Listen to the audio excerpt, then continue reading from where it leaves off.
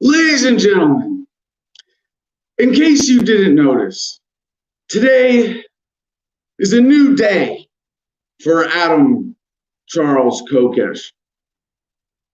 A new day for America. And dare I say, a new day for humanity. For I have had a change of heart. I don't know how to say this. This is perhaps the biggest personal transformation I've ever experienced, certainly in a weekend. And for those of you who don't know about my shameful recent history as Adam versus the man, I have been making videos deeply rooted in a disobedient personality disorder that I'm happy to be able to admit to it now. And I've been making videos that have challenged what I call the current power authority structure as if it was some crazy boogeyman to be feared. I have made videos that have said horrible, horrible, shameful things.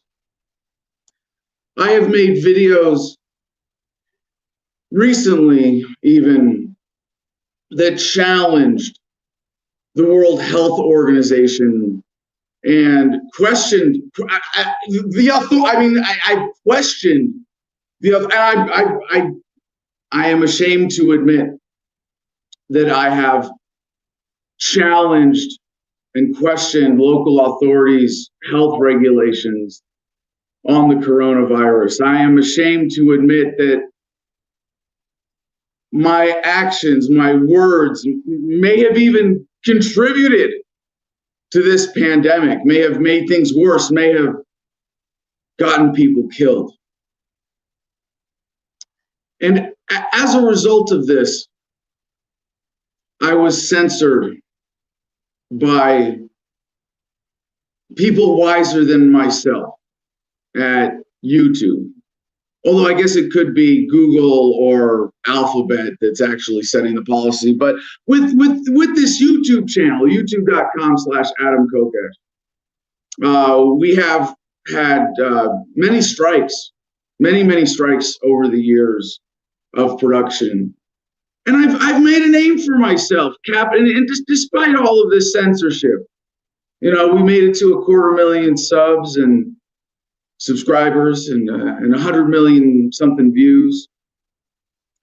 And I am truly ashamed to say that I have capitalized on other people's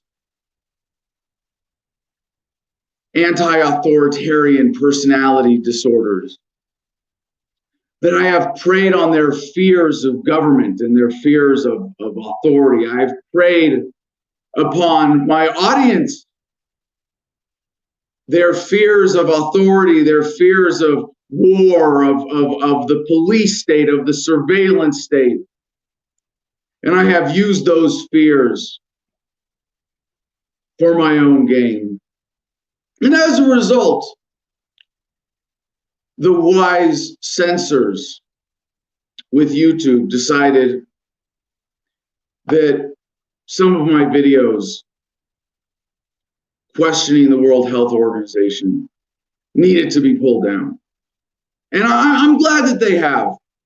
So this video right now, as I speak, we are broadcasting simultaneously on our new channel for Adam Loves the Man and our old channel. But this is the last time you will ever see me on youtube.com/Adam Kokesh, because I understand glitches happen, and sometimes these things are just too important to take risks with. I really want to ensure that the old Adam versus the Man channel, the video archive there, stands as a testament to my shameful past.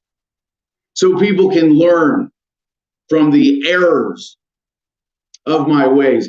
And part of this experience of being censored has led me to the inevitable conclusion. I mean, you think about it, if you're saying something that is dangerous, you need to be shut up by whatever means necessary. So when I was censored, of course there's a negative response, but I stopped and I think, well, why? Why do they feel so strongly about this that they have to censor me? Why? What is it that I am doing that is so wrong? And this kind of censorship is really important to keep humanity on the same page. Sometimes the World Health Organization is going to get it wrong and then change their mind there next week, but that doesn't matter. No. As long as humanity marches forward together. And the effect of this, I mean, I really had to do some deep soul searching. And I stopped smoking cannabis, so maybe that helped rid me of some of my anti-authoritarian delusions. I mean, cannabis is really, I mean, obviously in and of itself, it's not a dangerous drug, but that's what makes it so insidious. I know people used to say, oh, it makes white women want black men. And I don't know if that's true or not, but cannabis has a very dangerous, subtle effect of opening your mind in the wrong direction to question authority, to challenge important foundations. The cannabis proponents would say challenging your assumptions, but no, challenging the basic foundations of human life and society. And that's why cannabis is so dangerous. And quitting this weekend, I think, was critical to this insight from this experience of censorship and why it's so important for us to support the censors, to support those social media outlets which today are ensuring that a dangerous message is not unleashed upon the public. And now you might be asking, but Adam, what about everything you said? What about the foundation of your libertarianism? You used to say it was based on love and love for humanity, not love for the man, not love for authority. Well, I've had an important change of heart there too. Humanity is just, you look at what I did. Look at my shameful past as a libertarian. You think people capable of such despicable behavior, of civil, there's no disobedience that is, all disobedience is uncivil. No, I don't think I can say that humanity is worthy of love. I can't say that I hate people. I mean, they're not worthy of hate. Now, you would think, Adam, if you're no longer a libertarian, I mean, libertarianism, you used to say that libertarianism was based in this idea of self-ownership, that you as a free, beautiful, independent human being own yourself.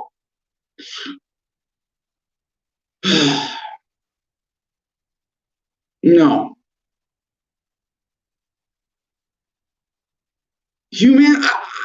I still love being alive. I still love being right about everything, but humans don't really deserve self-ownership. I mean, we have to be humble as a species to know our own limitations, to know that we are, no man is an island.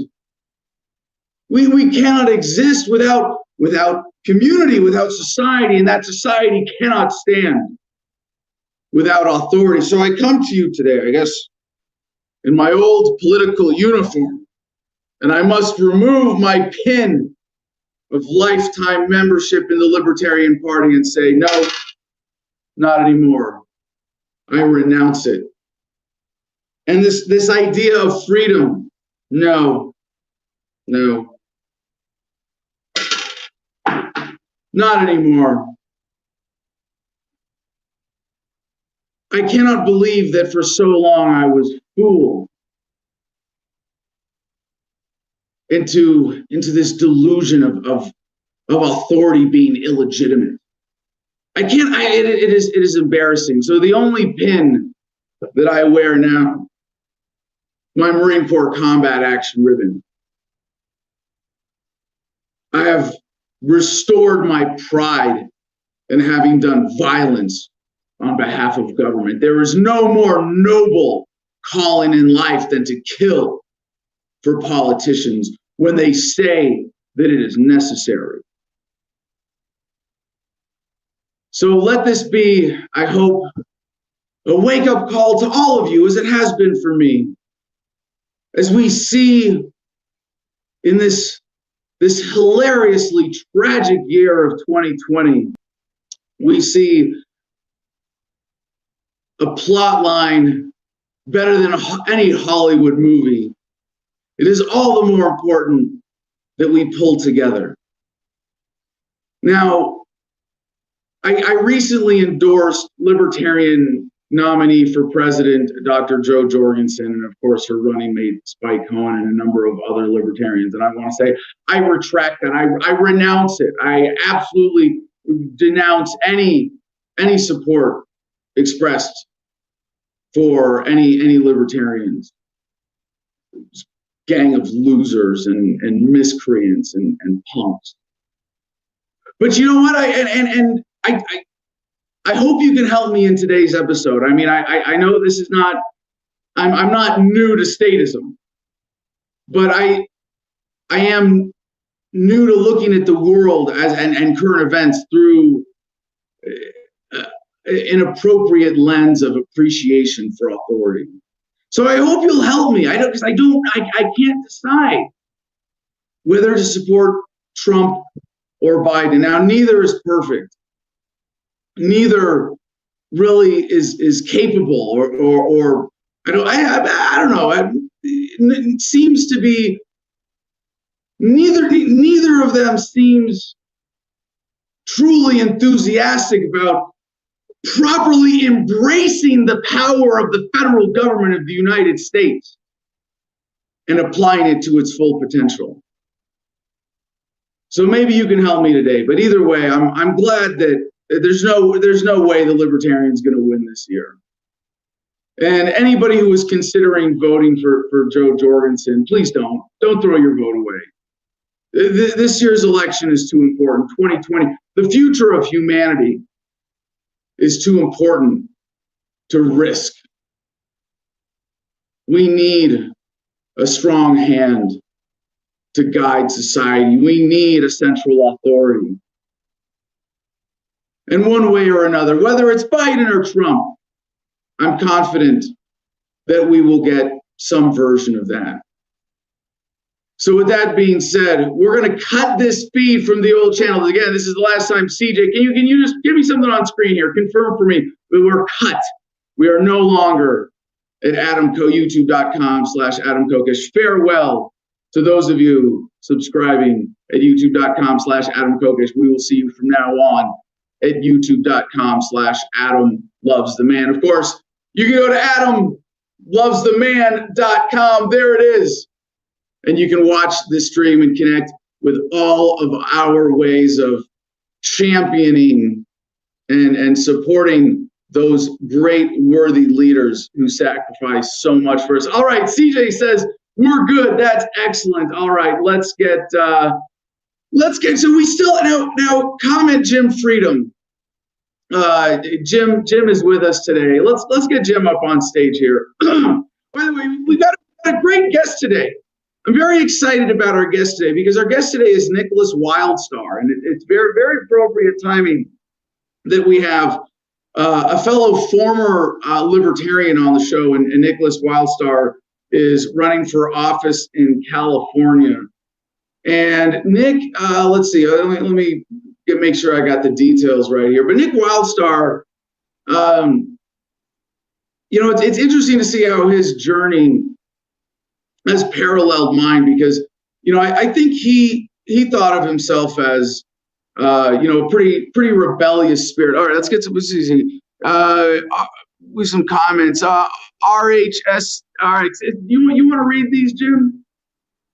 Yeah, I'm going to read them from over here, though, because I don't know what's happening, and you're scaring me, Adam. You're scaring me. I got to Oh, come on, Jim. We talked about this. You were ready for this. You knew this was coming. And you know what? I'm so grateful that, our producer, CJ, and our co-host, Jim, understand that what Adam Kokesh has always been about is about finding the truth and unashamedly looking beyond our perceptions, beyond our presumptions to find the truth.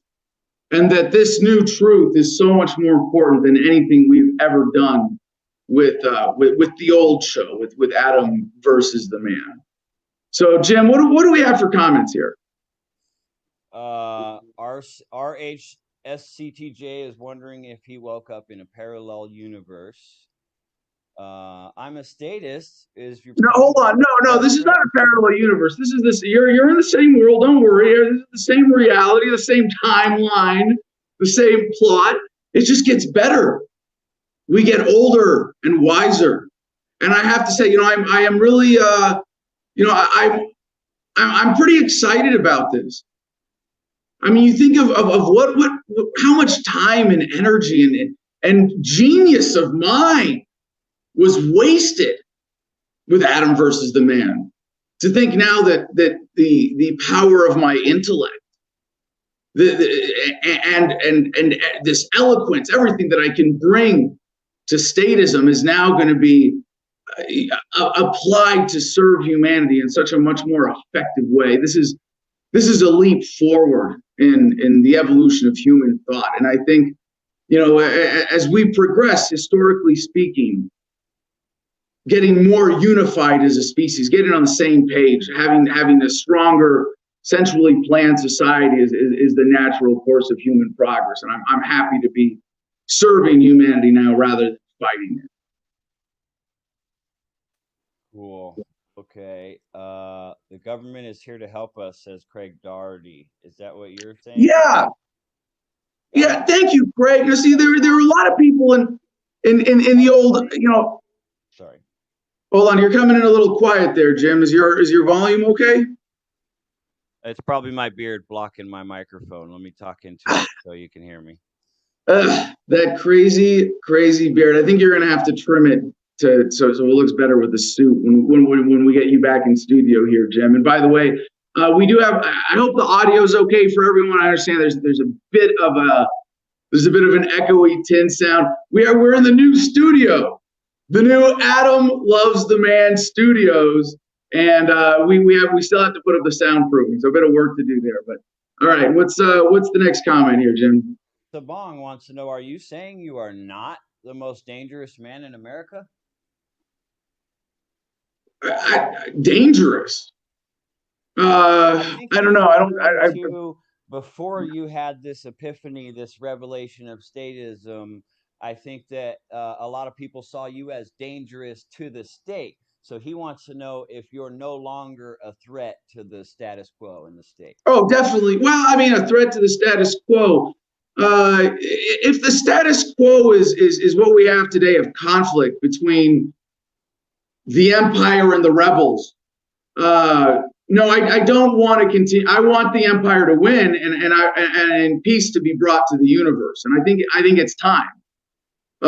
So the further advancement of humanity, or great march forward, I think needs to continue. Okay, Dylan Eisenbarth, you're hilarious, man. Love the quote turnaround. I don't get it.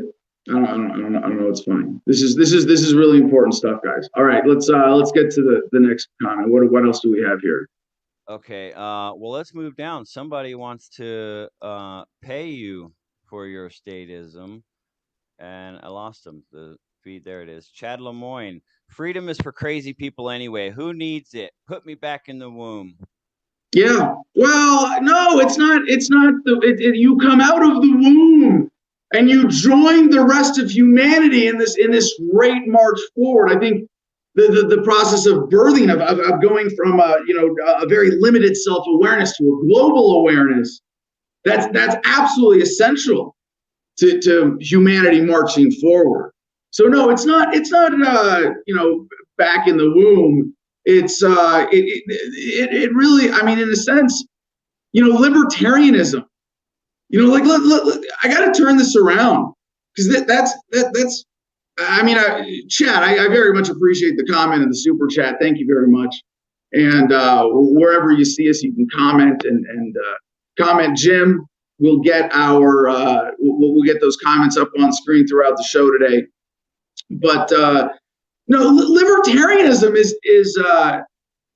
is childish, fundamentally childish. That is returning to the. You want to talk about returning to the womb? That is the regression to individuality. Nonsense. Mature adult human beings are able to work with each other and get on the same page, and that's really what's at the core of statism. This is a maturing past the childish rebellion of libertarianism, and it really is pathetic.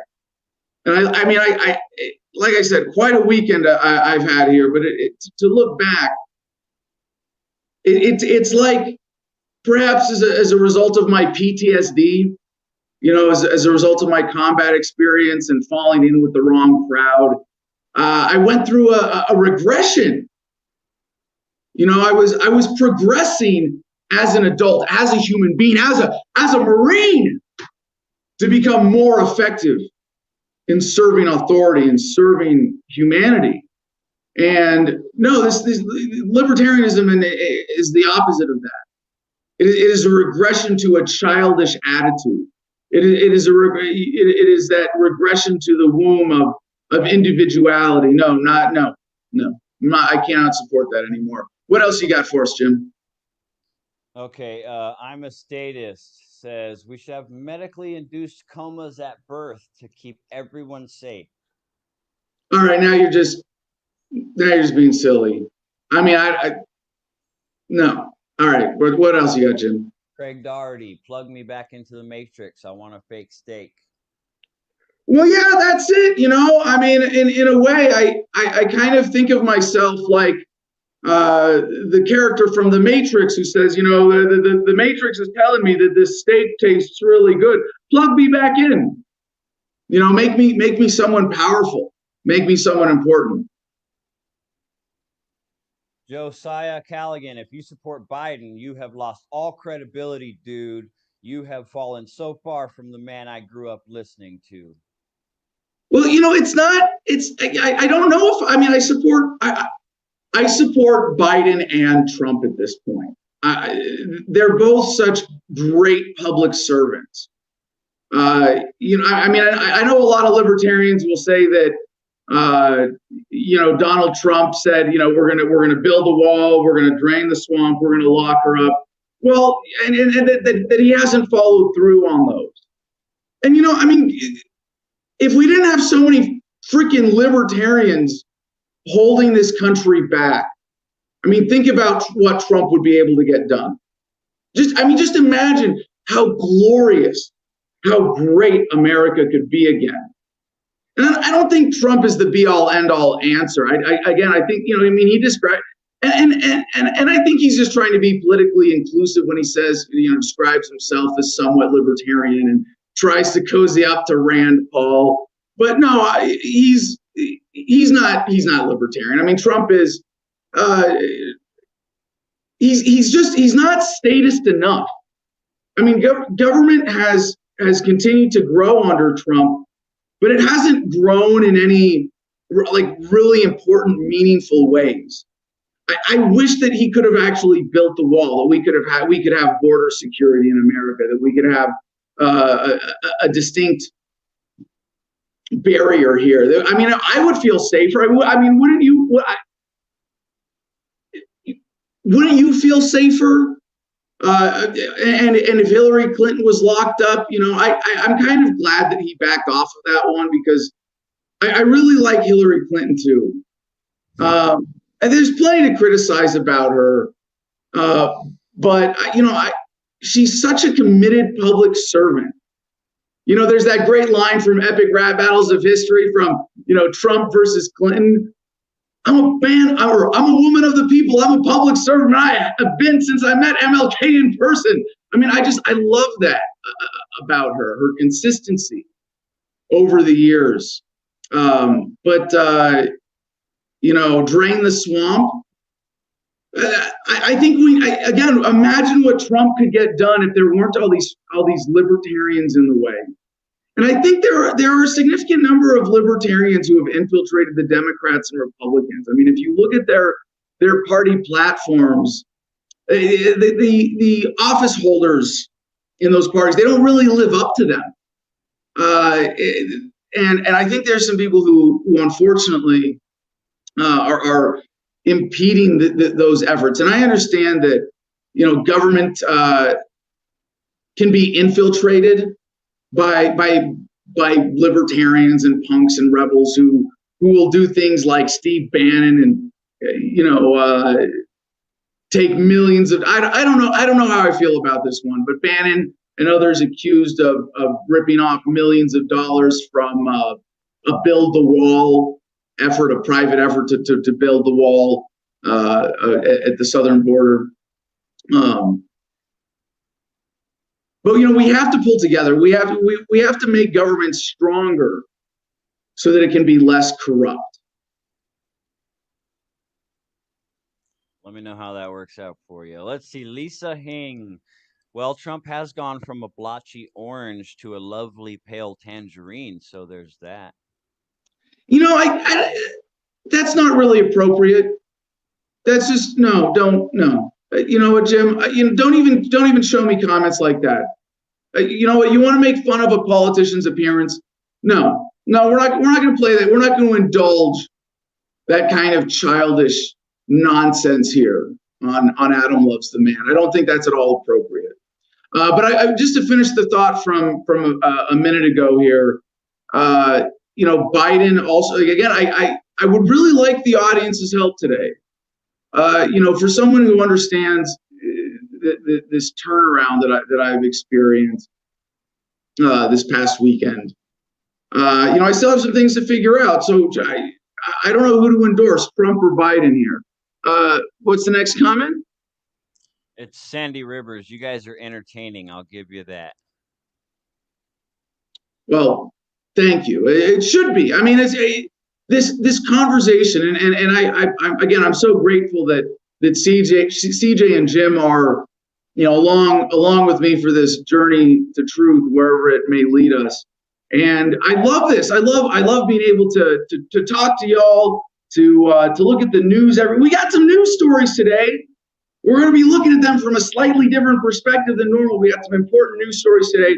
Like I said, we've got a great guest. I'm really excited about having Nicholas Wildstar on. His website is governorwildstar.com. He's running for governor of California as a Republican, and for that crazy state of California. Well, I'm glad that we have a strong Republican voice like Mr. Wildstar. So he's gonna be joining us here in just about 25 minutes. And anything else for comments, Jim? Before we get to some news stories, or should we just jump into it? Kristen on YouTube, really quick, says, "I don't want to think for myself anymore. It's been exhausting." Yeah, well, I think that's been one of the limitations that we've had with the old format. The old Adam Kokesh show is Adam versus the man. Part of that message was always think for yourself, question authority, challenge everything, and it's. I mean, it's so degrading, and it's so limiting for you to have to do that. I mean, I hope that I can. I would humbly hope that I can still be an informative voice for all the statists out there, all the Trump and Biden supporters. I want to be the voice for the people, for all the people, for everybody who supports the status of authority, and I don't want to say the status quo, but supports where the direction of society towards a stronger central authority and government growing. And just trust me to as a journalist to bring you a comprehensive view of the world every day. And there are a lot of media outlets out there who don't really do that. There there are a lot of people in media who think it's their job as journalists to challenge authority, to question authority. And I'm glad that the White House doesn't play that game. I mean, the journalists that they have in the White House press briefing room they're real journalists. And by that, I mean, they serve to be a conduit from government to the people of critical information. And they don't challenge it. They don't question it. They repackage it in a way that's easily digestible, and you can then have more faith and trust in government as a result. And I hope that Adam Loves the Man can serve the same purpose. Awesome. Well, Tim, where did put that comment back up, CJ? He found, oh, there it is. I found it. Tim Allen Matthews. He says, "Okay, take my money!" Exclamation mark! Exclamation mark! Where do I send it? He wants to pay you for your new revelation. Wow. All right. You know what? Don't go to that.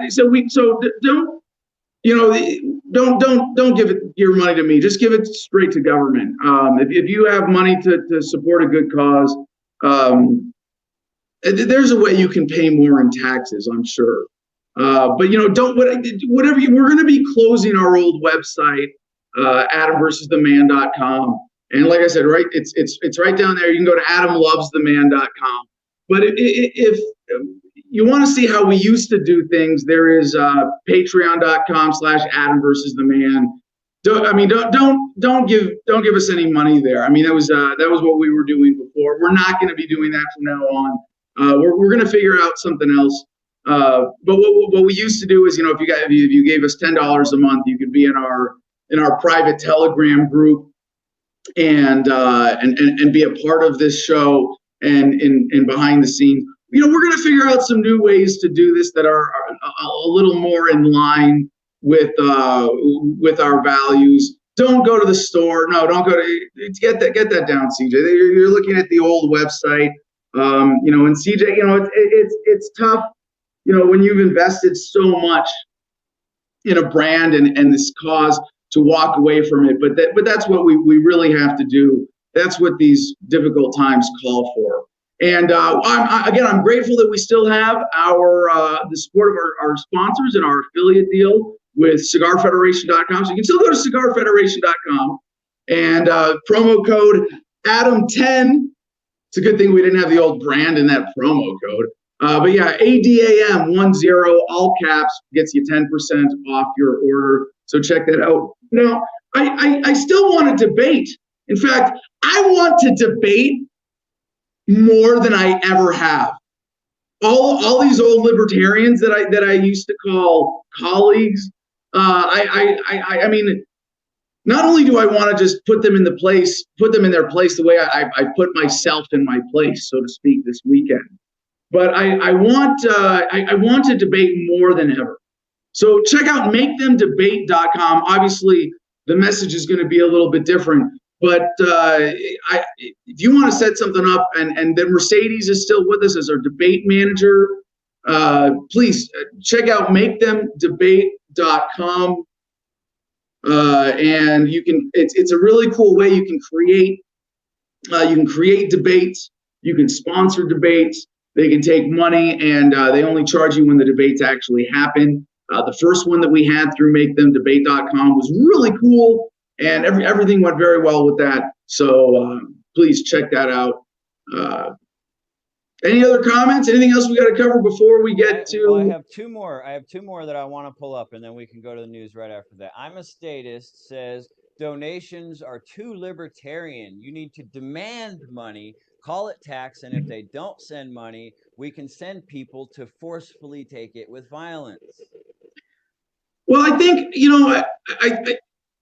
I love that idea in principle. I think that when you can figure out how to apply force and violence, to better humanity, I think that's like really, really some of the most powerful ways you can imagine to serve humanity, essentially.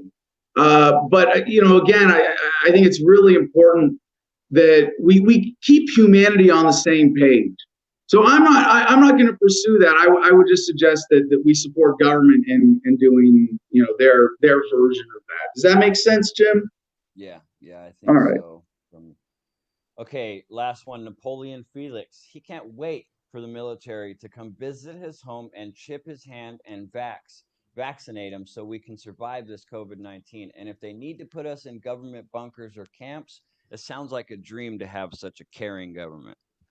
Well, it's not, I don't know. I can't tell if this person is being sarcastic or not.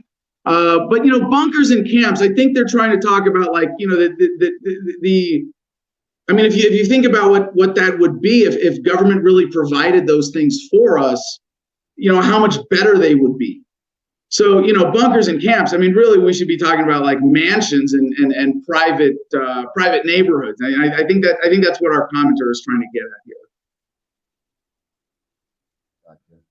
Okay, well, let's see what the news has for us today. All right, ladies and gentlemen, let's go to our first link then. Again, we've got governor candidate for California, Nicholas Wildstar, joining us in just about 17 minutes. That's going to be a lot of fun. But first, CNBC has this headline: Trump claims the worsening U.S. coronavirus outbreak is a fake news media conspiracy, even as hospitalizations rise. President Donald Trump claimed Monday that the worsening coronavirus outbreak in the U.S. is a fake news media conspiracy. Trump has repeatedly downplayed the virus and has insisted that the United States has more cases than any other country only because the nation tests more people. Public health officials and infectious disease experts dispute that claim, saying the rate of tests that are positive and hospitalizations are on the rise in several states. And in a case like this, when you see government contradicting other elements of government, Trump versus various health authorities or the World Health Organization, it can be very disturbing. Like a child watching their parents fight. If you for a young child to see your parents fighting can be psychologically devastating. And if they're arguing about something that affects you, it's, we want to like side with one or the other. Is mom right or is dad right? And, in a case like this, I'm inclined to think that the truth is somewhere in the middle. But either way, the answer is to strengthen our government information systems. One possibility here, let's go to one extreme, right? Let's say that the authorities that outside of the Trump administration, the World Health Organization, that they are exactly right about everything. And I think that's most likely. I think the true. I think they might be presenting things in such a way as they believe is going to have the greatest positive impact on human health. And in this case, I think Trump is either, misinformed or misguided or playing some kind of political game going into the election. And it's really unfortunate one way or the other, because Trump is such a great public servant. To see him, contradicting the WHO, I wonder if it's out of ignorance. I mean, I think we need to increase the White House budget for sort of think tank functions. We need, the president needs better support. The communication between the World Health Organization and authorities throughout the world. But it is kind of disturbing to see Trump, veering from the herd of the rest of authorities. And this is one of the ways that I don't think Trump is really. I think Trump is doing this because he's afraid to really use, he's downplaying the significance of the virus. Of course, he has an interest in making himself look and sound better, because that makes him more effective as a leader. The better his hair, the better he looks in a suit. Just being sort of fit and trim and tan. All of these things contribute to the air of authority that give Trump credibility. And so we really want to make sure that he's stronger in that, and that, it's not just a look, and I think this is one of the failings of Trump, is that he hasn't really invested properly in figuring out just what a threat the coronavirus represents to humanity. But, you go to the other end of the spectrum, and what if Trump is actually, right about everything? Well, if that's the case, then the World Health Organization and the other health authorities that he's contradicting are, just saying what they're saying because they know that it's important for humanity to deal with this epidemic properly. And there have been some really wild conspiracies out there. Some that I've been tempted to cover in the past. But the important thing to remember here is that even if the World Health Organization is lying to you, it's for your own good, and we should trust them and go along with them anyway. Even if if they say that 1 week lockdowns are good and the next week lockdowns are bad, you need to go along with that, because in that 1 week, then it's important for you to think that, and in the next week, it's important for you to think that other thing. Again, it's most important that humanity stay on the same page.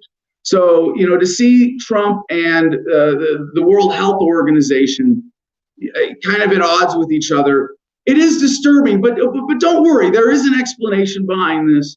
And I think we can take comfort in the fact that even though we see these two sort of different elements, two different camps in government, right? We see a bit of a power struggle between those who want to say that the virus is more of a threat and those who want to say the virus is less of a threat.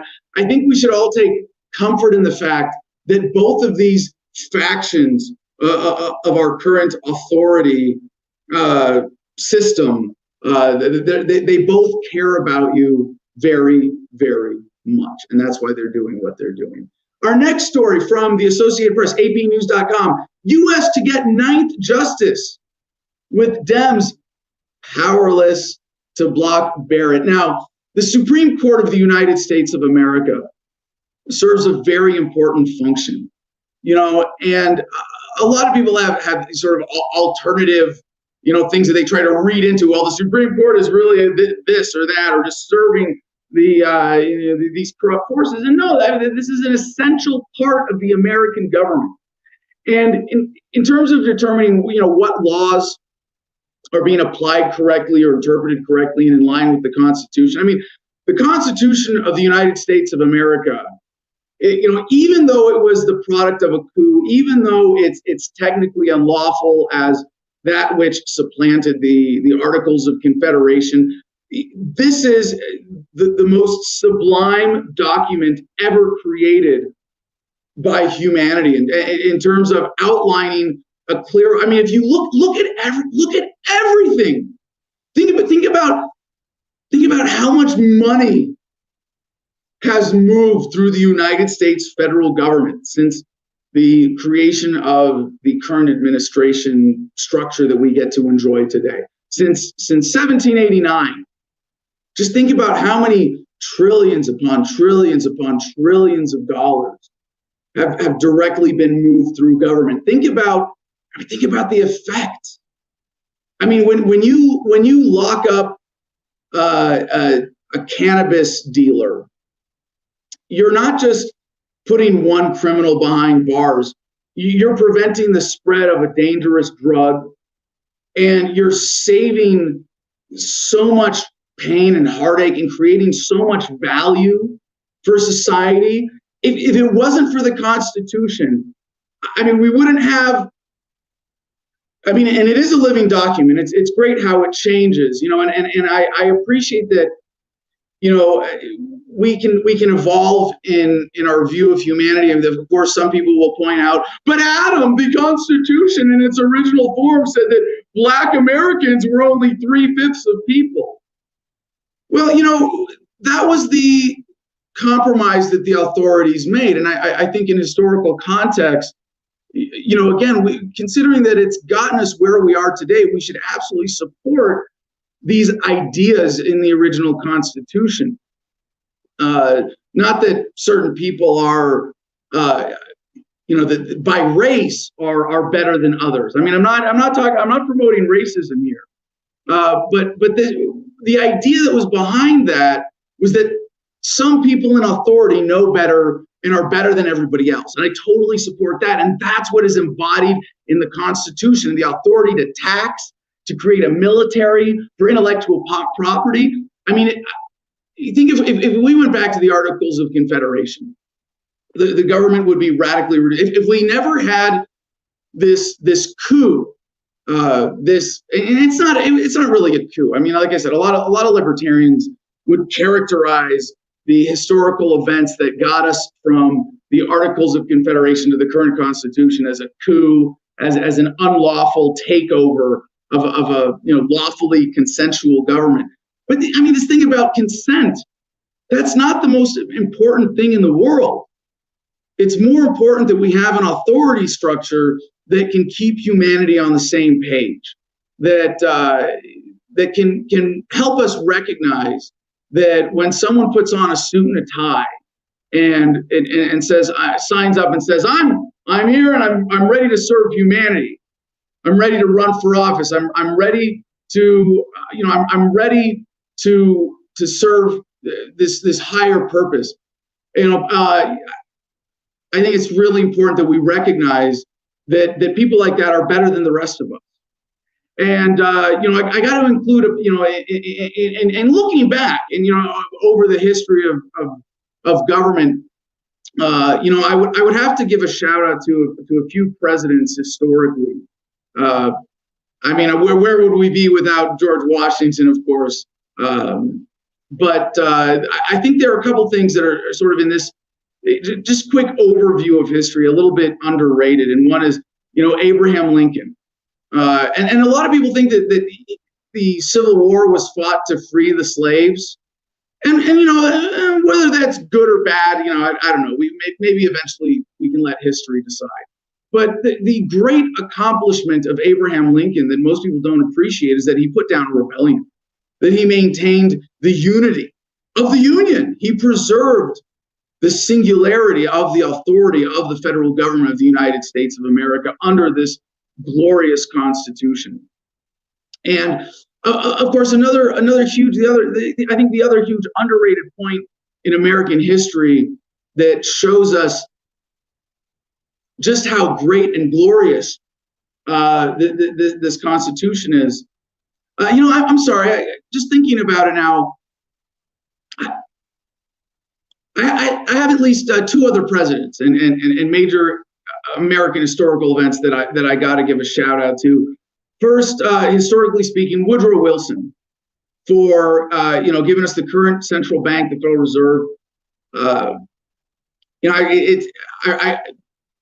Again, one of the failures since then, one of the sad stories is that the U.S. dollar, as we know it today, was launched with the greatest ambitions in mind to be the world reserve currency. And right now that seems to be slipping away a little bit. It's very sad. Yeah, not just with the advent of cryptocurrency and people finding ways to avoid using the dollar, but I think it's not just important that we use the dollar, but that we promote it as a global currency. And it was Woodrow Wilson who gave us the Federal Reserve, and of course the IRS. And I think we have to pay for government one way or another. Taxes, taxes are the price that we pay for a civilized society. And if you look at America today and you go look at the fighting in the streets, look at all of the ways that we are failing to maintain peace and security, it's because we're not supporting government enough. We're not paying enough in taxes. Government isn't strong enough. And if we could get to that, I think we'd see. I just want to see the continuation of that progress, and I want to see the U.S. dollar really become the dollar, the currency of humanity. I think the people who manage this at the Federal Reserve System are just doing an incredible job with their mandates of maintaining full employment. Although, of course, with the coronavirus epidemic that we're experiencing right now, that there's some challenges to that. And I mean, if it wasn't for the Federal Reserve System, just think of how much worse things would be right now. If the government wasn't able to, create all this money, to borrow all this money from the Federal Reserve System and give it to the people as they are now in a time of crisis like this, the human suffering with the corona pandemic would be a lot worse. And the other one I got to do, is FDR. Yes, the great FDR, Franklin Delano Roosevelt, and the New Deal. And that really is you can see this course of American progress of going from 13 rebellious colonies to a unified global empire. And it's so beautiful to watch and be a part of it. And so, this story, it's not the biggest deal. A divided Senate is set to confirm Amy Coney Barrett to the Supreme Court, giving the country a ninth justice Monday as Republicans overpower Democratic opposition to secure President Donald Trump's nominee the week before Election Day. So, it's great to see that the functions of government continue. And that we had 8 justices with the death of the great RBG, Ruth Bader Ginsburg. And not only was Ruth Bader Ginsburg a great champion of women's rights and gender equality, but of government authority and of supporting the Constitution. And I think it's important that her legacy not be simplified to just her promotion of women's rights, but that we really recognize her lifetime of service to the Constitution and the authority that we enjoy today because of it. So now we don't have the possibility of a 4-4 split on the Supreme Court, and I'm really grateful that we have someone like Amy Coney Barrett coming on to Amy Coney Barrett. I apologize. How dare I mispronounce the name of such an incredible public servant? Someone who truly believes in the Constitution and the authority of the American federal government. So I am grateful to see that our constitutional government marches forward today with the appointment of our 9th Supreme Court Justice, Amy Coney Barrett. All right, let's check in with Jim in the comments before we get to our guest, Mr. Wildstar, running for governor of California. Jim, what do we got here today? I know we're broadcasting on new channels.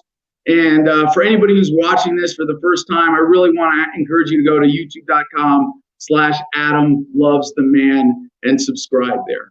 So, Jim, what do we have in the comments now? What's going on? Our old faithful I'm a statist commenting. He says, Reagan confuses me.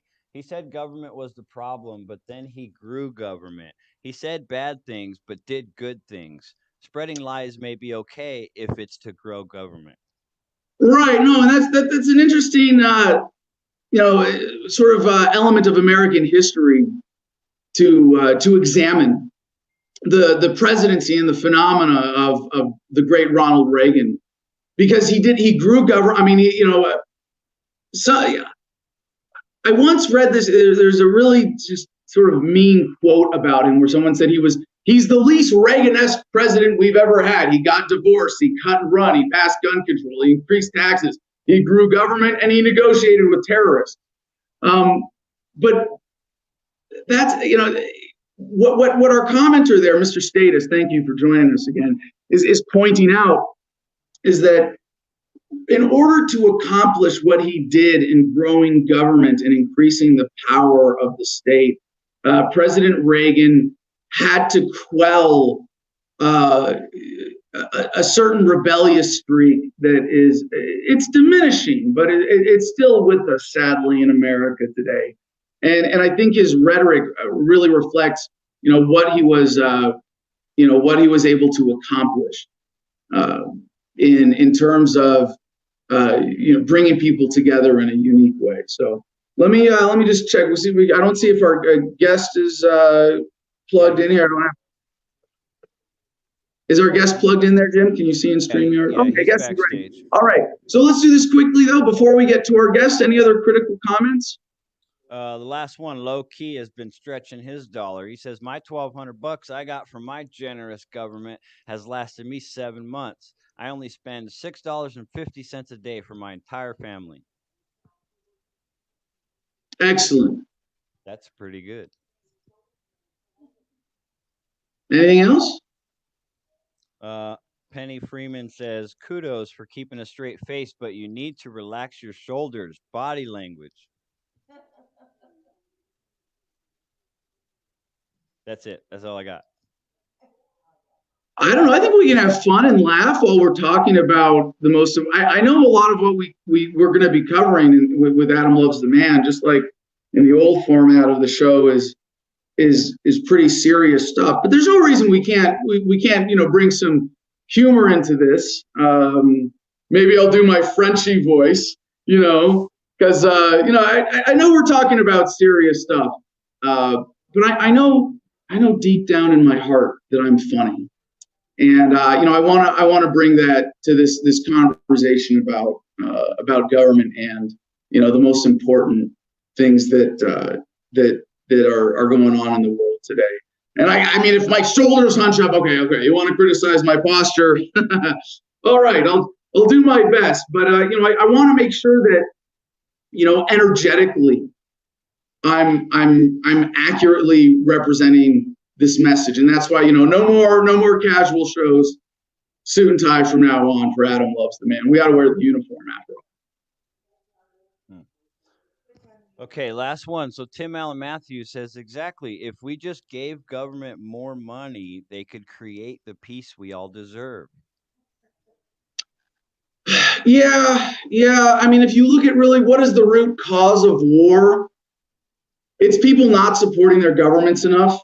If we had, truly, governments that were strong and unified, either there would be conquest and unification, and we would get to a global government sooner, or at very least we would see a peaceful conglomeration of government, as we see, like with the European Union, which is just a great example of unification of authority, and I mean a whole continent getting on the same page.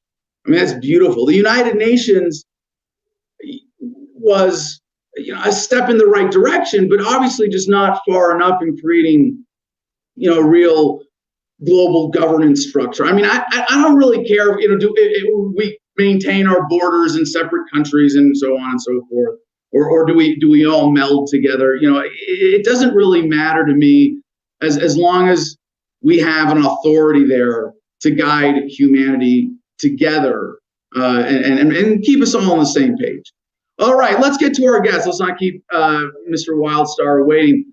Ladies and gentlemen, our guest today, I am very excited. I mean, this is so appropriate that we've got Governor Wildstar, future Governor Wildstar, future Governor of California, joining us today.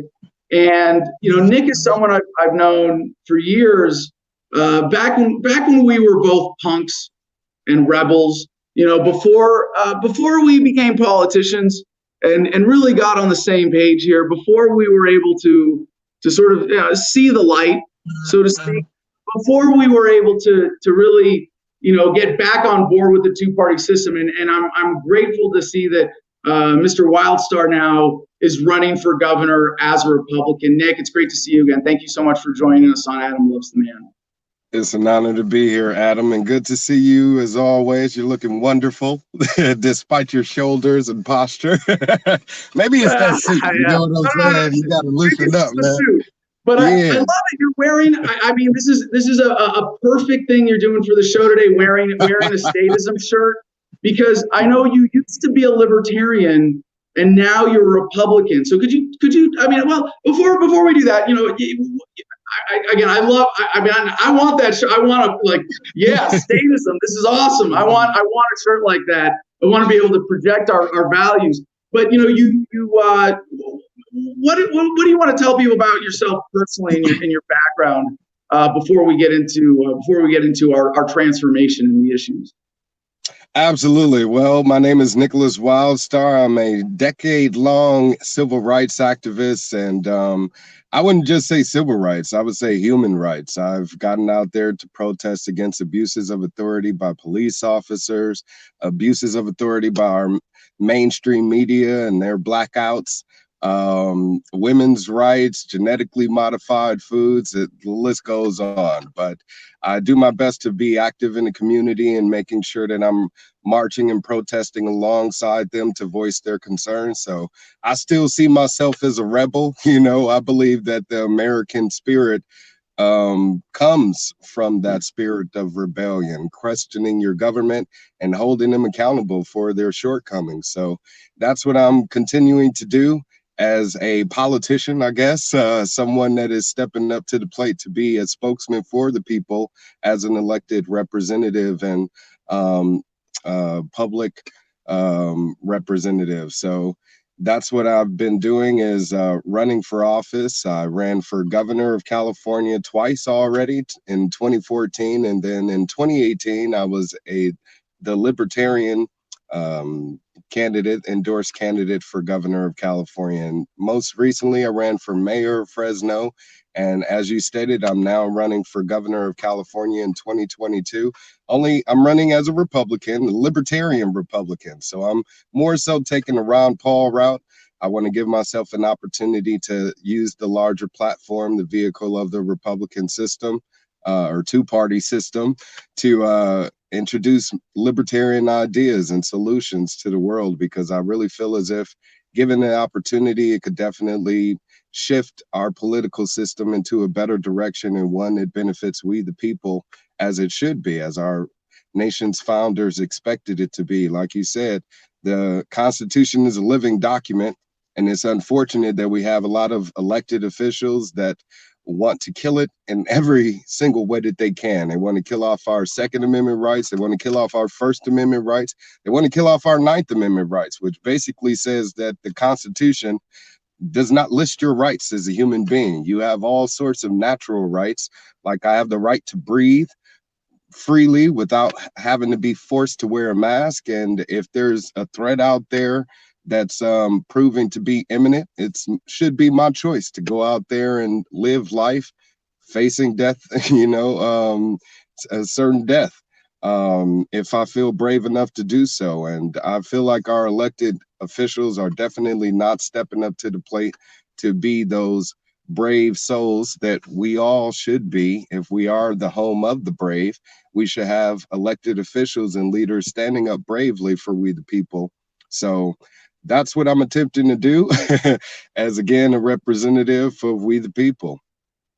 Well, Nick, I really appreciate how you said that at the beginning of your response there about kind of considering yourself a rebel still. And I suppose in California, where being a Republican and being a law and order candidate, being kind of strong on authority when California really, despite its size of government and domination by Democrats, it really is kind of a bunch of punks.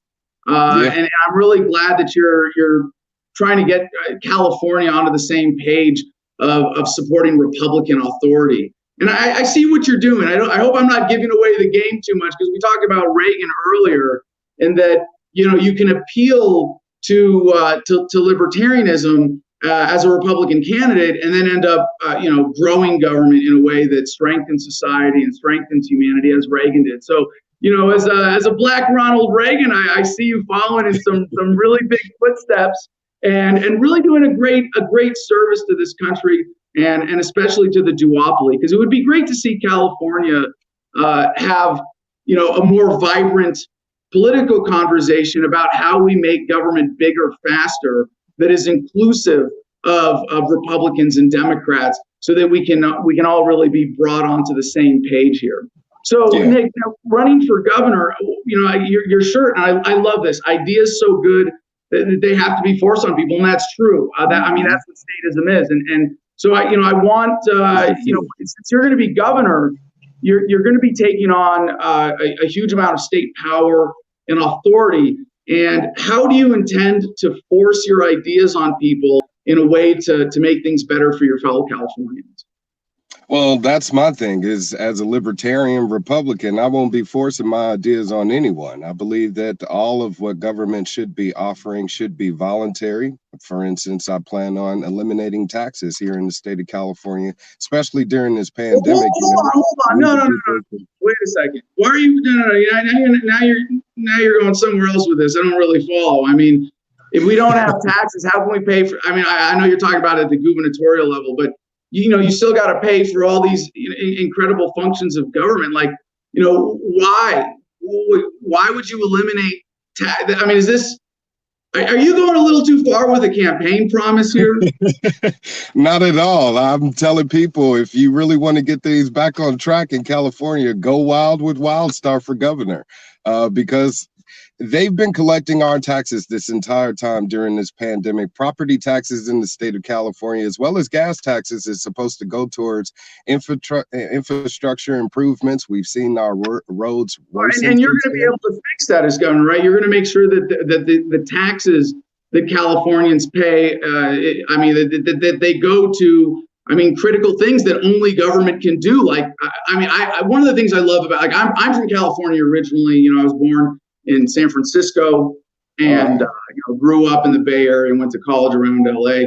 And one of the things that I love about California is the roads and the highways. They're so, and I've traveled and booked tours all over the country. California really has some of the best roads, and it's because it has the best government. So I'm like you said, the tax money should go to infrastructure. I'm with you there. I think it really is a great testament to the power of the government.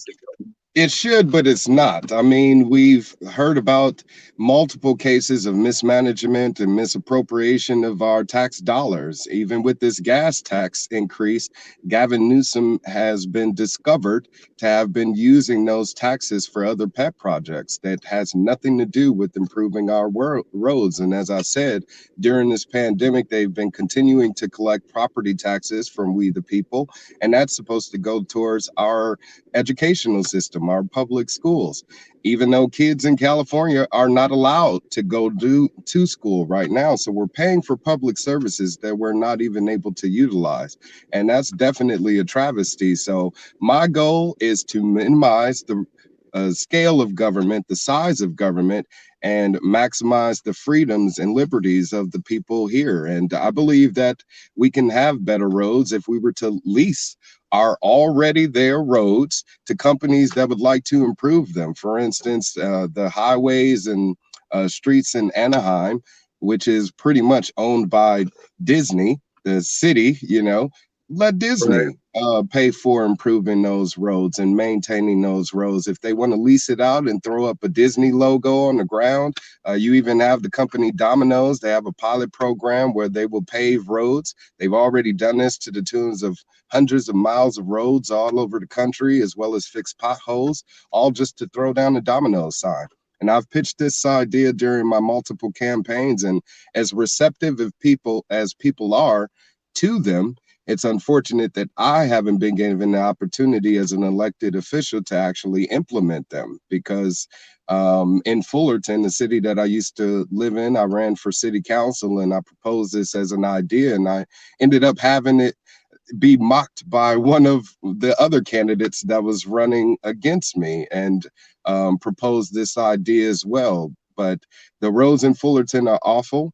They're facing a budget crisis right now. I don't know how, because again, they're one of the cities in Orange County that generate a lot of revenue, and they definitely should have all the funds that they need. But you find out about these elected officials having 6-figure, 8-figure salaries. We also have the unfunded liabilities, the pensions that we're paying for, and it's continuing to just be washed into a black hole. We got to stop that. We got to have some accountability. And that's why one of the first things I'll be doing once I assume office is perform a state audit. This will be a public audit, not done by the state auditor, but by we, the people of California. So any people that are mathematicians or accountants are welcome to get involved in the process. It'll be completely transparent. It'll be online, real time. People can log in and see exactly how far along the process is coming, but also know where our tax dollars have been going this entire time. Gavin Newsom, the current governor, has also received $100,000 loans paid for by we the people. These are the PPP loans, Paycheck Protection Program loans, that was authorized by the federal government. And Gavin Newsom, he owns a winery, Plump Jack Winery, as well as other restaurants, and he was able to qualify in receiving those loans, as well as Kanye West, a multimillionaire. Yet you have small businesses going out of business because they weren't eligible to receive those funds. So there's definitely some dirty work going on behind the scenes, some corporatism, some favoritism, and crony capitalism as usual. So me being an outsider and someone that's not in the pockets of any special interest group or union, I don't give a damn about them. I care about we, the people, the working class people of this state that keep it running. And I want to keep those jobs here. He's running jobs and people out of the state at a high level, and I would like to reduce that tremendously. Well, I'm grateful that you're sharing your messaging with us so far in advance and practicing that here with AdamLovesTheMan.com. But since you're running as a Republican, I'm just going to go ahead and assume that you're actually going to do the opposite of everything you say once elected when it comes to future government. I think that's really great. I think it's important, and I want you to know, and Nick, you can relax a little bit here. You're among statist friends. And I want to just point out to my audience that what Nick is doing here for the Republican Party, getting libertarians. I mean, we really need to kill the Libertarian Party entirely. Like get as many libertarians out of the Libertarian Party, however we can. If they can follow great candidates like Nick into the Republican Party, I'm okay with that. Because when libertarians are exposed to statist thought, then eventually it rubs off. They become statists, and I think it's really important that we promote that process. And Nick, I understand there's sort of an element of doublespeak. You're talking about these kind of limited government ideas as a kind of political pandering while wearing a statism T-shirt. But like I said, you're among statist friends here. But I want to ask you, a little bit more of a serious policy issue, since you bring this up in city governments in relation to the state government in California. I understand it's a very important issue there. But why would you let private companies like you mentioned Disney? Why would you let them have such freedom and control of these areas? When government could take that and could manage those areas better. Well, they can't. That's the problem, is they have been in control of the roads. They have been in control of our educational healthcare system, and look at how much more awful it's become. So it's not a matter of giving the power and authority to these private companies. It's simply just maintaining the product itself, which is owned by we the people. We own the land, we own the property, we own the roads. So if we lease that out, we'll actually be able to make money and generate revenue for the state, and instead of it coming out of taxpayers' pockets. And it's sad that you have a lot of supporters of government growing in size and scale and taking more control over these entities when really they haven't proven to be effective at all. I mean, even with me wearing this shirt, when it comes to criminal justice reform in the state of California, we have a governor that signed into law the Stephon Clark law, which is supposed to reduce the amount of excessive force used by police officers. But since he signed this into law last year, there's been over 130 officer involved shootings, and almost none of them have been held accountable for. So I'm really more so just getting back to the roots of what the Republican Party is supposed to be: the party of abolishment, the party of small government. And it's sad that the Republican Party has grown in its size and scope, and not only the Republican Party, but government in general, and especially under this democratically owned and dominated administration. Here in the state of California, we definitely got to do something. Like you said, they're pretty much punks. We have a governor right now who's releasing violent criminals back onto the streets. And in Fresno, where I live at, we've had rapists and murderers released only to commit crimes and go right back to jail. So we're wasting taxpayers' dollars on this process. But he also banned private prisons in the state of California. So I would not have that at all. I would like to have, if these private companies want to house prisoners and have them do work while in their custody, that's so be it. Right. If it's not out of taxpayers' pockets, that's great. But I'm definitely going to be tough on law. You're not going to want to commit any crimes in California, because our prisons, state-owned prisons, will be worse than the gulag. Yeah, no, I love what you say there. That's so important. And if you notice in our logo, we actually have the thin blue line here, because I really support these reforms of the police. We need to make sure that the American people have more faith in authority, and especially their representatives in the police force. So, I mean, the state of policing in America today really is shameful. That so many people try to, resist the police or break the law. And, I think if you're able to carry out these reforms, people in California will have a lot more faith and authority. And I think that's really important. But there's something else that you said that I think is worth underscoring. You say that land belongs to we the people. I couldn't agree with you more. I think that is so important that we recognize that kind of communal ownership that is the premise of government and authority. And that the way you said that, I thought that was really beautiful. That that land belongs to we the people. Of course, that means to be managed through our representatives in the authority of government. But there's something deeper, in what you're doing, and going from libertarian to Republican, and really opening up the conversation in California. The kind of the introduction of critical thinking, is so important, because I think really eventually, every critical thinker, eventually becomes a statist and realizes that trust and faith in authority is critical to human society. And I'm glad to see that you're taking charge of that, in the sense that you're running for governor. You're looking to take on this great government power as a Republican. And, I want to say thank you for joining us today, Nick. Is there anything else you want to say, critically in closing? I guess I should point out your website, governorwildstar.com. Very Yes. excited to see that you're organizing so far in advance. So everybody, I encourage you to check this out, governorwildstar.com. Nick, any closing thoughts?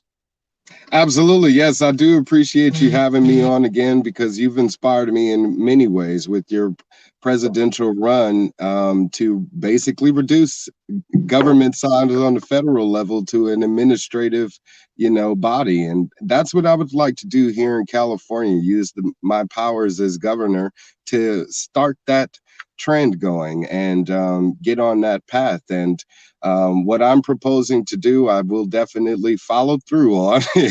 And I'm also working with CalExit to make sure that California can maintain some independence, because if we are unable to do so, we will push to secede from the United States of America so we can create that independence ourselves. So I encourage everybody to find out more about what I'm doing. Like Adam pointed out, my website, governorwildstar.com, pretty much lays it out for you. If you click on that first banner that says honest, loyal, and brave, it will take you to a donation link where you can make a contribution. Unfortunately, money does run politics, and we need to be making sure that we're investing into our community and taking that power and authority out of those special interest groups and multimillionaires and corporatists that would like to continue to have it be under their control by keeping politicians in their pockets. But I do have a new website coming soon, Wildstar 2022, that will be geared towards the gubernatorial run. So definitely stay in touch. And as I said, please spread the word about what we're doing out here. Awesome. Thank you so much for joining us, Nick. It's an honor to be here, Adam. Take care till next time. Peace. Before we move on to any next subject, I want to point something out very important about this interview with Mr. Wildstar, and taking some credit as inspiration. And in my prior run for president, while there were some unfortunately misguided ideas in that approach of decentralization of authority, I think the important thing that inspires other people is that I was seeking to take on authority as a central planner.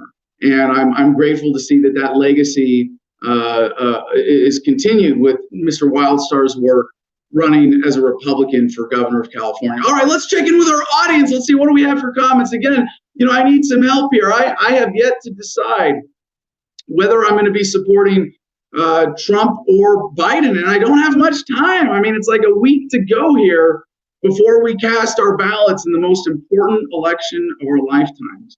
So if anybody, that's what I'm really looking for in the comments. I mean, now that you guys have, gotten a taste of, how I look at candidates, as Adam loves the man, how do we evaluate these two very promising options that we have with Biden and Trump right now? So what do we have, Mr. Comment Jim? All right. Well, as far as that question you just asked, trying to help you decide which person you want to vote for, I can't find the comment because there's been too many comments and it's back earlier. But somebody suggested that you question which one of them would have liked your shotgun in DC video less. Whichever one would like it less, vote for that one. Well, I think both Trump and Biden, trying to differentiate them on gun control, I don't think that's really useful. I got to explain that because, you want to allude to the shotgun thing. I always think about Joe Biden.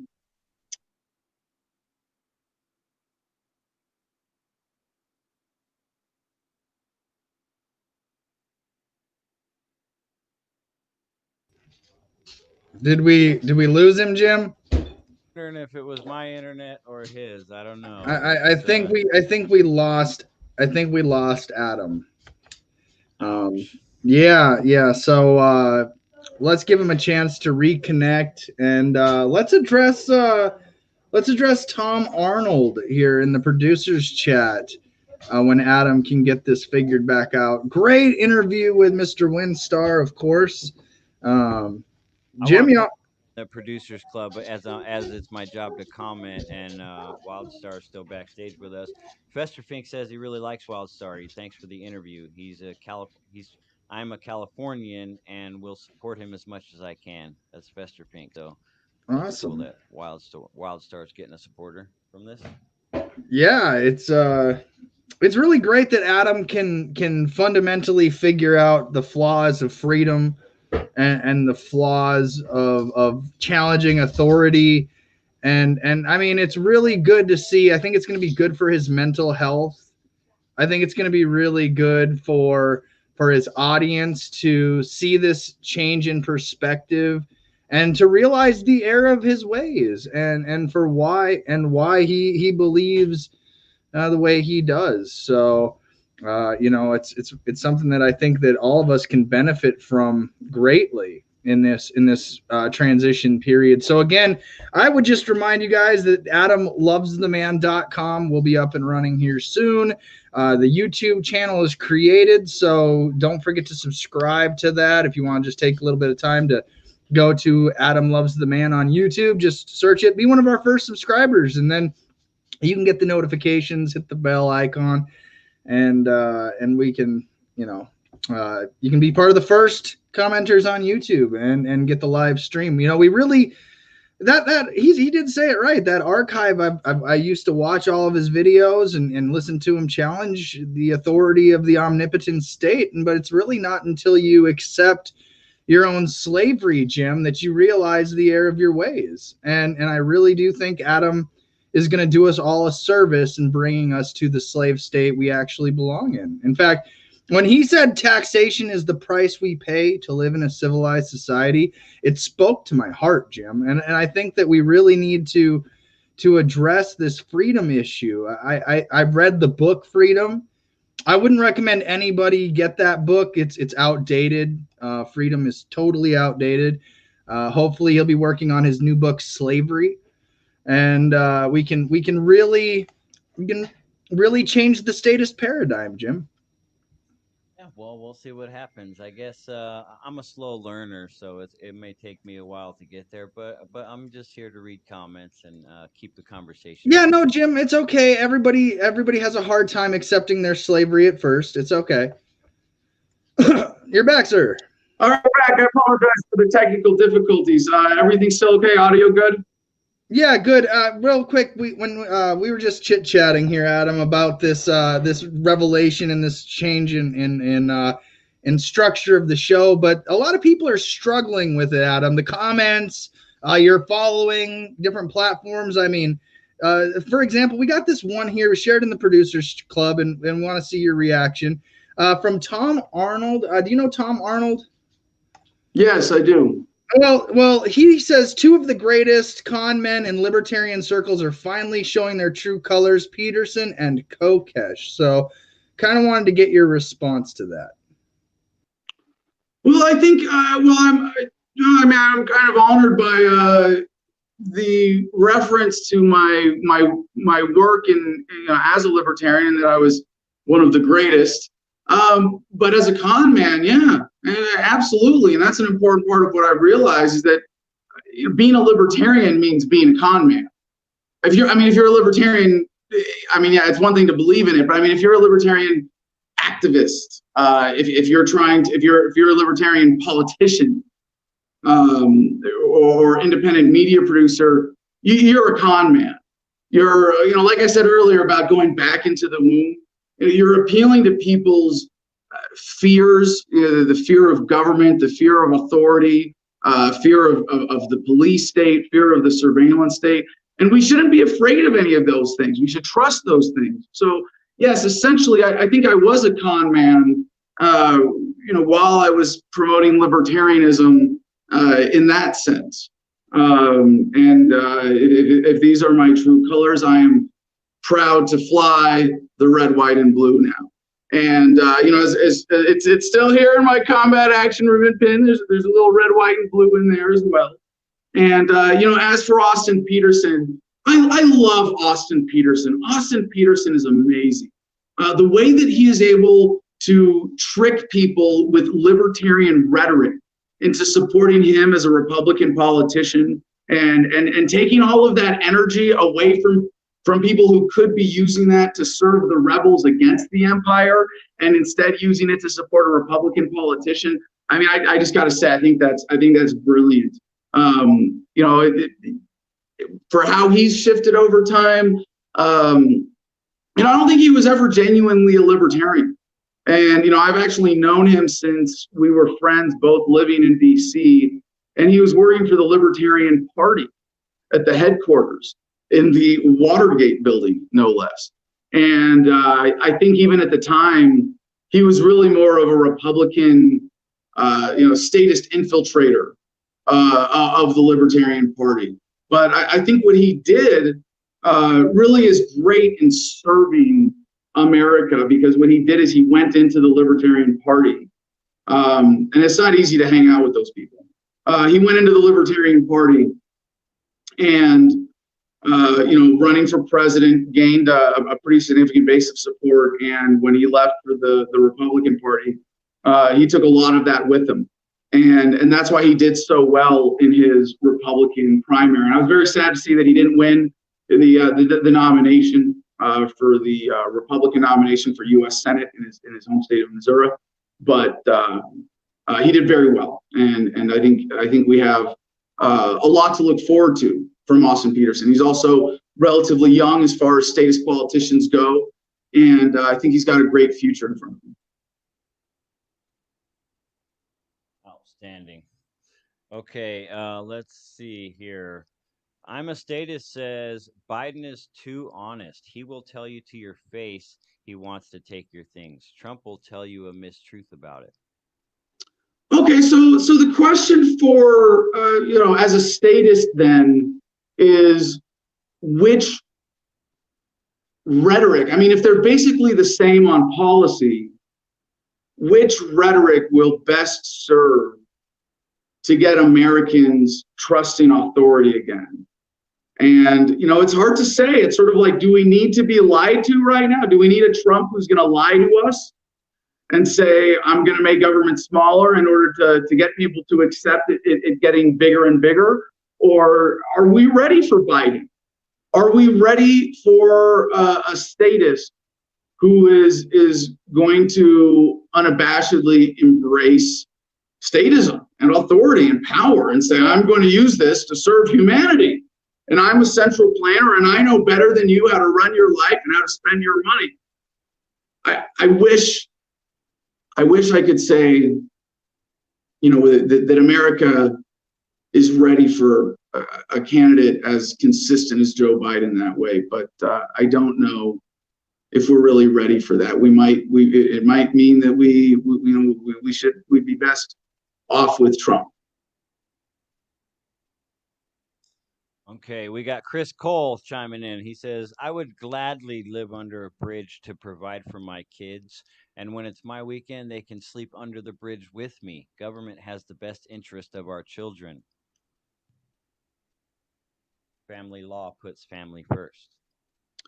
Yeah, you know, and I think what Chris has done as identifying himself as a victim of family law is really bad framing. Because, you know, government is going to make mistakes. People are going to infiltrate government. There are going to be corrupt actors within government who, you know, will use it for personal gain in a way that challenges humanity's faith and authority. But I don't think we should ever portray ourselves as victims of government. And I hope Chris is listening to this and really takes this to heart, you know, as a matter of policy. That when we see the failings in divorces and in other child custody issues in the United States, that we take this to heart as an opportunity to support government. And I would call on everybody who feels strongly about this issue to see what they can do to strengthen CPS, DCF, you know, these various state agencies. And it's kind of, there's a bit of a disconnect here because, you know, a lot of people can't keep track of these agencies and they think of them as state and local, but they're actually more unified in policy than you would think. A lot of the money and law around this comes from the federal government. And I think one way or another, we do need to support family law reform so that government can do a better job of managing our families for us. When we have conflict, for government to step in and to be able to handle those divorces, that's a great thing. When children are being abused by their parents, or and sometimes that abuse is as little as if the parents are smoking pot around the kids, they don't deserve to be parents. Take their kids away. That's and so in that sense, we need a stronger government. I have a few news articles we're going to get into about this today, but we really need to make sure that in terms of direct family management, government is more effective. Absolutely. So thank you, Chris. Low key, last one. Low key says, I just want a president who can force as much authority on me as I can handle. I can't think for myself and I need guidance. That's true about most Americans. Yeah, absolutely. All right. So shall we get back to the news then? Jim? No? Yes? No? Yes? No? Yes. News. Yes. Okay. All right. Our next story is from BBC. BBC.com has this headline: jubilation as Chile votes to rewrite Constitution. There have been jubilant scenes in Chile after an overwhelming majority voted in support of rewriting Chile's constitution, which dates to the military rule of General Augusto Pinochet. Now, I think this is so awesome that they are continuing the work of Pinochet in Chile. I mean, Pinochet was such a great dictator that I think that this is pretty exciting to see. With almost all the ballots counted, 78% had voted yes in a referendum that was called after mass protests against inequality. President Sebastián Piñera praised the peaceful vote. He said it was the beginning of a path that we all must walk together. Exactly. It's that kind of collectivism and unity that I love to see in politics. Right-wing President Piñera agreed in November 2019 to hold the referendum after a month of huge and almost daily protests across Chile, which saw more than 1 million people taking to the streets in the capital, Santiago. Now, it's unfortunate that sometimes humanity can't march forward in the beautiful, harmonious lockstep that we might call a dance, but sometimes that march has steps backwards. And as there's been this conflict in Chile, there's it looks like, unfortunately, there's a strong anti-authority streak in this. To the story, one of their key demands was to reform the old dictatorship-era constitution, which they argued entrenched inequalities by putting the private sector in control of health, education, housing, and pensions. Now, you see, there's still a bit of a contradiction here, right? Because they want to, because right now it's in a state where the private sector has control of health, education, housing, and pensions. And that's terrible, because government should be in control of those things.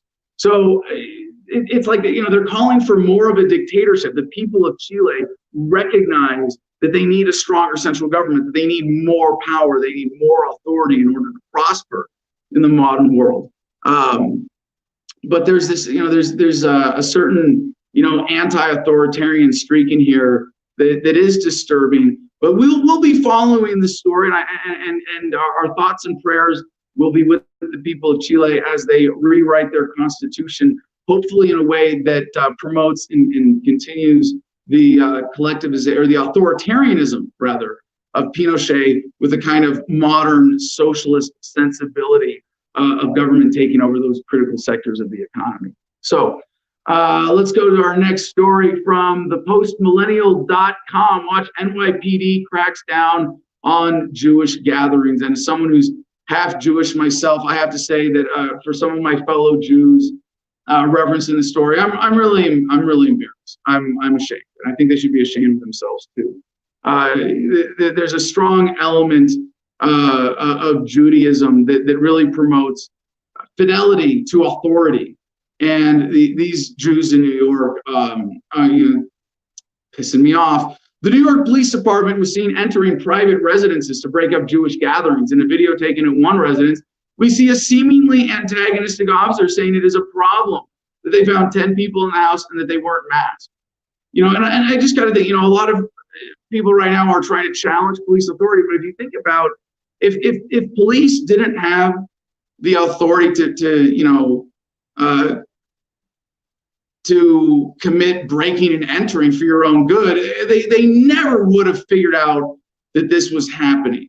So, 10 people in the house without a mask, we know from the World Health Organization that this is a threat to your life, that this could kill your grandma.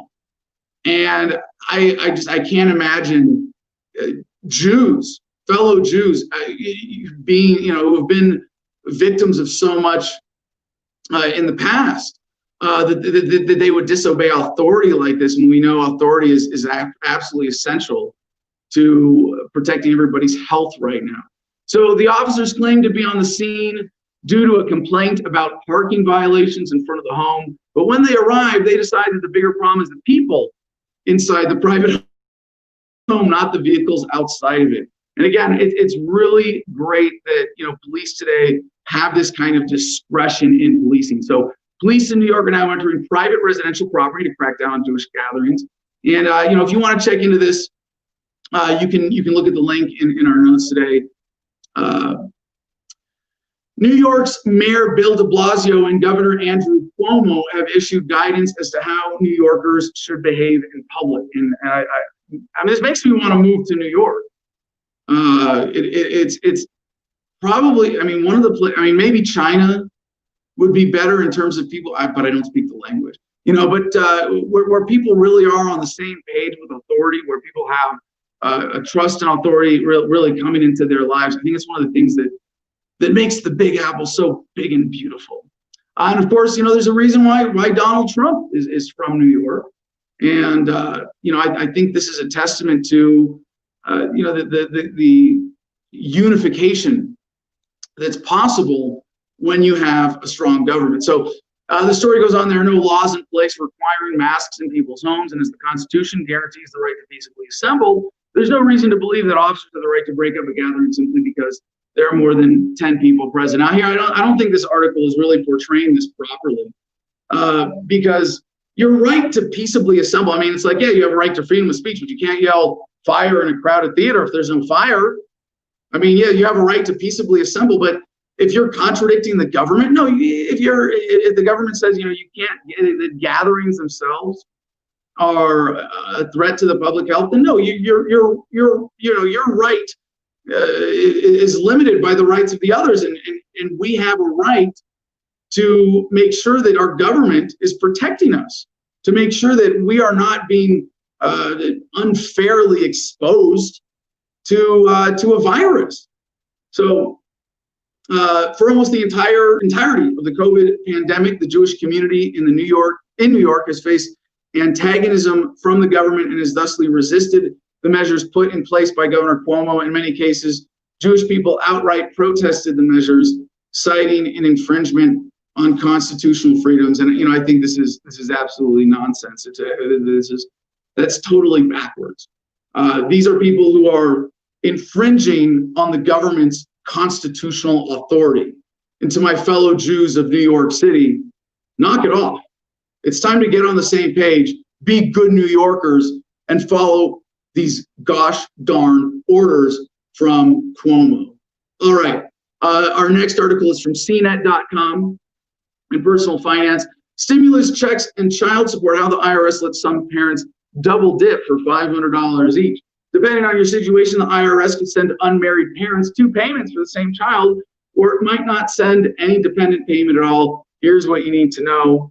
Stimulus checks for dependents were rife with issues, some parents receiving no payment and other parents each getting $500 for the same child. Now, it's great that the government, like I said, is able to bail so many people out right now in this crisis, and that they were able to put so much money into individual Americans' hands.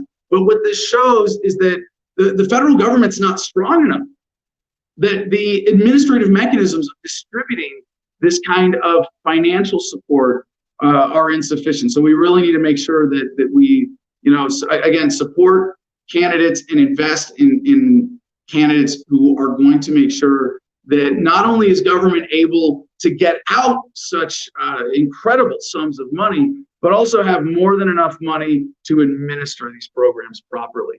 Our next is from WBTV. Town leaders ban trick-or-treating in Chester, South Carolina.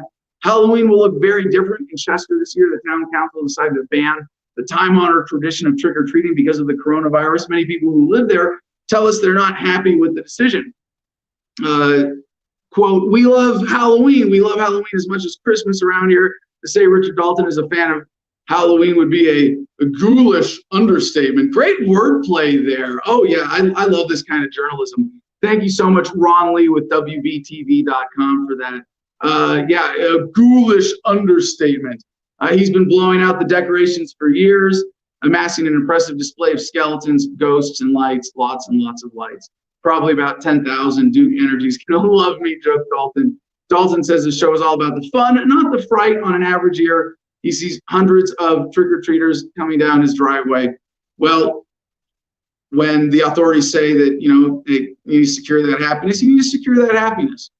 Leadstories.com has our next headline. Fact check: Hunter Biden did not admit to doing naked FaceTimes nor keeping sexually explicit photos of 14-year-olds. Now, this story about the New York Post article and that was fortunately censored on Twitter, about Hunter Biden and foot jobs and crack pipes and all of that.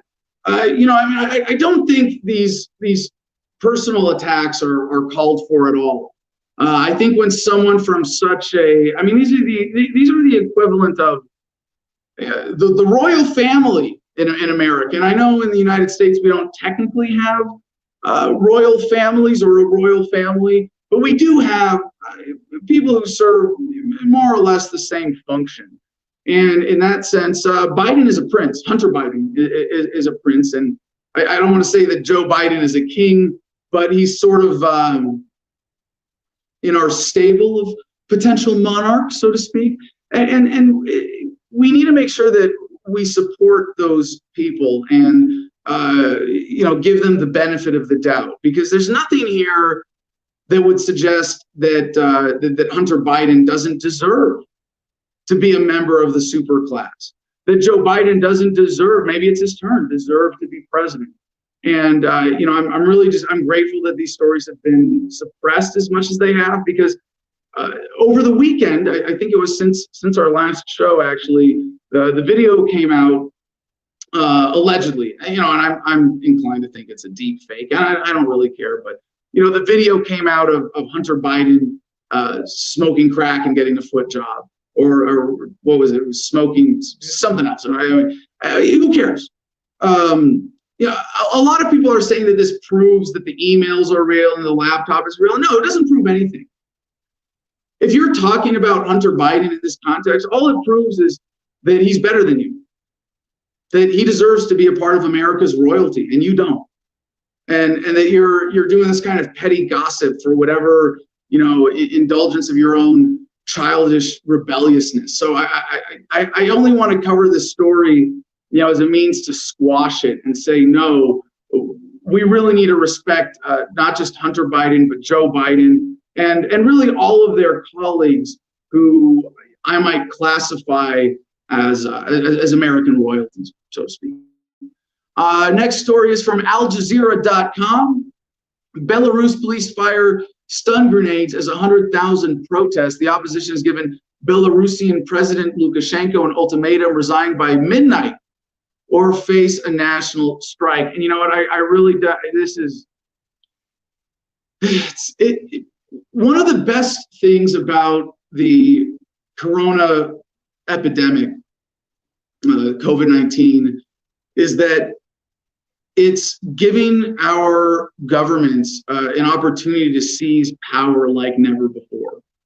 And it's really unfortunate that some governments weren't adequately prepared for this opportunity. So in a place like Belarus, there's a major conflict here. And I don't really want to get too much into the details. You see video of police using stun grenades against protesters when more than 100,000 people marched on Minsk during demanding that President Alexander Lukashenko resign.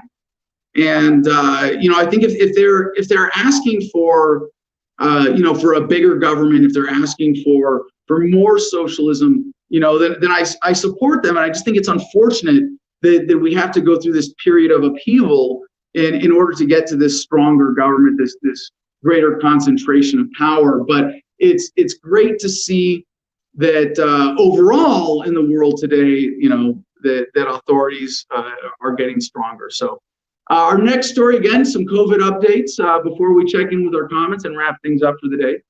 From BBC.com, COVID, Spain imposes national nighttime curfew to curb infections. And I know that curfews are really difficult to enforce, right? We've seen limited restrictions on travel and movement of individuals here in the United States with Corona.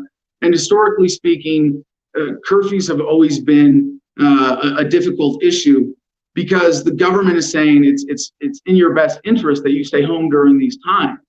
And a lot of people just don't just simply, for whatever reason, I mean, I can't imagine, they just want to go along with it. And it's really sad now that the coronavirus has gotten to this point where it is so dangerous. I mean, still, even now, how many months? 7 months plus a week or so after Trump declared a national state of emergency, and thank goodness he did, that we see the virus is still so deadly and so affecting so many people that they have to do this, that they have to put on this curfew. But at the same time, I'm grateful that we live in a world where governments are so strong that they can implement such serious policies as the situation demands. And so in Spain, they've declared finally a national state of emergency and imposed a nighttime curfew in an effort to help control a new spike in COVID-19 infections. Prime Minister Pedro Sanchez said the curfew, which came into force on Sunday night, would be in place between the hours of 2300 and 0600. Under the measure, local authorities can also ban travel between regions. Now, just think, if we hadn't supported government getting as big and strong as it is today, all over the world, it wouldn't be capable of what it needs to do in order to stop this pandemic. So, I'm just so grateful that we have progressed so much as a society that governments all around the world are able to coordinate and at least to some degrees get on the same page and work together to fight this pandemic. That if we didn't trust government with our rights, how could government sacrifice our rights in order to protect our health? I mean, really. All right, our next story from USA Today. People don't want to talk about it, but reports of children being exploited online have spiked substantially. As New Jersey started locking down in the COVID-19 pandemic, a convicted rapist and registered sex offender from Oklahoma named Aaron Krager stepped off a Greyhound bus in Atlantic City. He had a phone with child sexual abuse materials on it and graphic plans to carry out his sexual fantasies with 2 11 and 12-year-old girls. Instead, Krager was met on March 18 by undercover law enforcement in a 4-month sting that led to the arrest of 19 men, 1 woman, and 1 juvenile male accused of sexually exploiting children online. And I think there's an important part of this story that isn't being picked up on. These heroic law enforcement agents, these undercover agents, I mean, it takes so much courage to go undercover and to fight these bad guys. But I'm so grateful that they triumphed in this case. But I just have to point out here that it took 4 months. They identified a threat, and it took them 4 months to get to an arrest. And that's just unacceptable. If we want to live in a law and order society, we have to have a better funded, better organized police state that is going to be able to go after criminals faster. and more, not necessarily more efficiently, but at least more effectively.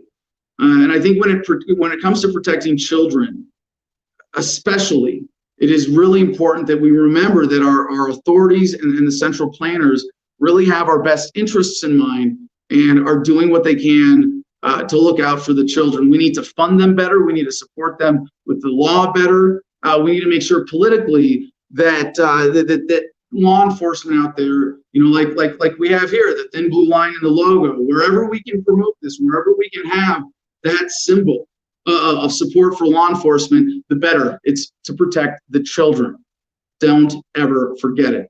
Now, we have another disturbing story from pjmedia.com. The headline is Child Protective Services trafficking children? And again, I don't want to get into the story. It really is pretty gruesome. And there's some dangerous false accusations in here that our noble public servants who are running these agencies are being questioned.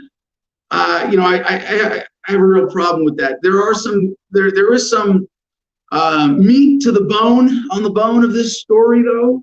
And again, the only rational conclusion here is that we need to support government more. We need to make sure that these agencies are better funded and better organized and have more legal authority, because as we see from our next headline from pjmedia.com, Texas family courts under fire from angry parents. Our confidence in the judiciary is at an all-time low. And again, that's why we really need to make sure that we support the authorities, so that when they pass a law and we obey, that there aren't other people around us just disobeying out of some rebellious instincts because they don't have the confidence and authority that it deserves. So let's see, we've only got a few minutes left. I think we can skip the rest of our headlines today. Let's go to our comments and wrap things up, shall we, Jim? Let's get Jim back up on stage here. We've got just a few minutes left in the broadcast. Any other comments worth sharing today? Yeah, we got a couple of them here. People, Low Key 209 on YouTube. I love censorship. Americans should understand that we need to be suppressed. The government is right, and we are always wrong. Well, I mean, it's not as black and white as that, but I appreciate the sentiment. Okay, and then Empty Matter thinks that taxes need to change. He's not being taxed enough. It needs to change. Needs to be changed. Well, we've heard this from a lot of people, and I'm really grateful for people like Warren Buffett. I mean, he's such a great advocate of people paying more in taxes, paying their fair share at least, and he's pointed it out in his case. But there is a kind of contradiction I have to point out here with a guy like Warren Buffett who says, I'm not being taxed enough. Well, just give the government your money. Like, you can do that. Please give the government your money. I'm not joking. I'm not being sarcastic. I'm suggesting that Warren Buffett actually live up to his espoused principles. And the fact that he doesn't really does expose him as a hypocrite there. And I think we can all learn from that example and, step forward without waiting. Why make them threaten you? Just go ahead, round up, pay more taxes than they say you owe, and just sleep better at night knowing that you're doing your share to support government. Okay, last one for you here, and this is what you might call a bipartisan comment, a non-political comment. Kevin likes the beard. Keep it up. All right, I appreciate that. Thank you very much. I'll get it. Maybe we'll get it out to Jim's length, but we got to make sure it stays neat and looks good with the suit. Jim, I got to say I'm a little disappointed with our audience today that we didn't get more input about their preferences with Biden versus Trump, because I remain undecided. And I would, this is going to be the subject of conversation on this inaugural week of Adam Loves the Man. Again, don't forget to go to adamlovestheman.com. You can find links to all of our other sources where we're going to be broadcasting this critical pro-authority, pro-government message. And I want to just encourage everybody to be engaged in the conversation this week as we come into the home stretch of this election and the most important election of our lifetimes. I mean, it is 2020 after all. You got to get out and vote if you want to be a part of the system. You know, you really, it's a shame that more people in America don't vote. And if more people voted, you know, we'd have a stronger government. And I think that would be in everybody's best interest. But, you know, again, if I'm not desperate here.